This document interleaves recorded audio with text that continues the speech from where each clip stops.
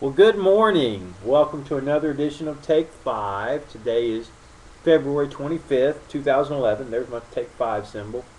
And what you're watching is a re-recording because my first one went 9 minutes and I'm just not going to do that. Now, we've got a tough passage to get done in 5 minutes, but the program's called Take 5, so I'm going to do my very best.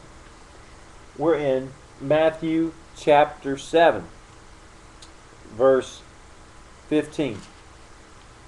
Beware of false prophets who come to you in sheep's clothing, but inwardly are ravenous wolves. You will recognize them by their fruits. Are grapes gathered from thorn bushes or figs from thistles? So every healthy tree bears good fruit, but the diseased tree bears bad fruit. A healthy tree cannot bear bad fruit, nor can a diseased tree bear good fruit. Every tree that does not bear good fruit is cut down and thrown into the fire. Thus you will recognize them by their fruits. This is somber stuff. Jesus is telling us we need to beware of false prophets. That means they exist. So you may have false prophets in your church. So you got to be on the lookout for them. Now, how would you be able to tell a false prophet? Well, Jesus says you can tell them by their fruits.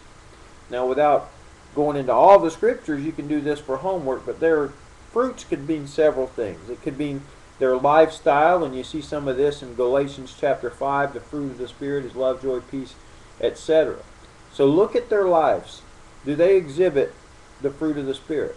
Secondly, it could be what they're teaching. That could be their fruit. So look at what they're teaching. Does it line up with the Word of God? Now, just because they teach something incorrectly doesn't mean they're a false prophet. I'm going to teach things incorrectly. We're human. But the major stuff, I mean things like, do they teach that Jesus is the Son of God and is the only way to heaven? Do they teach in the authority of the Word of God and the fact that the Bible is the Word of God? Every word is inspired.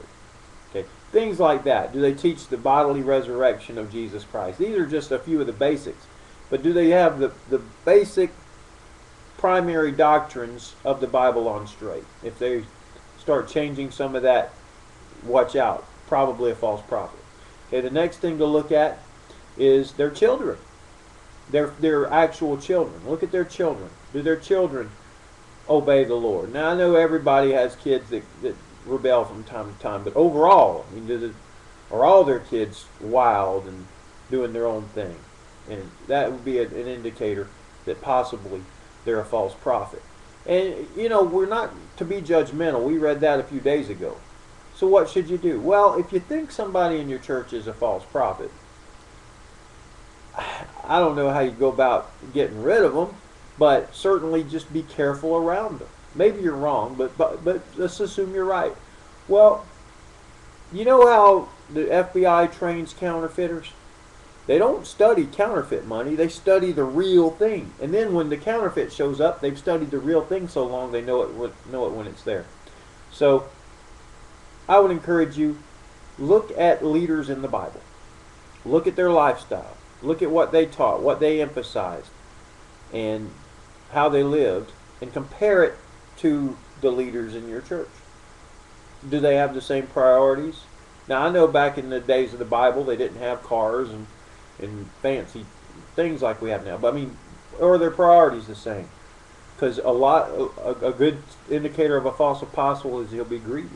And we'll see that in 2 Peter chapter 2. And there are many scriptures you can look at, and I encourage you to do that for homework. They talk about false teachers, and you can get an idea of the characteristics of them there. Immorality is another one. False teachers generally are inclined toward immorality.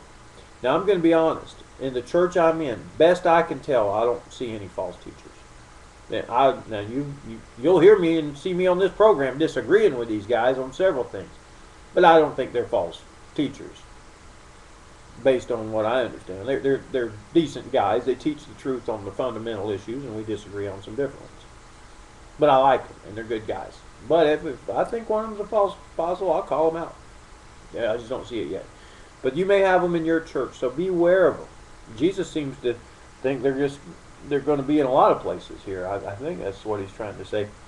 So, anyway, use your head, keep to the Word of God, compare what you see with the Word of God, and if they're lining up with the Word of God and everything is right, great, follow them, and but still be like the Bereans and check out everything they teach. All right, that's in Acts 17, by the way, the reference to the Bereans. Hey, I got this one in just slightly over 5 minutes, so much better improvement over the one you didn't get to see. And come back tomorrow for another edition of Take 5.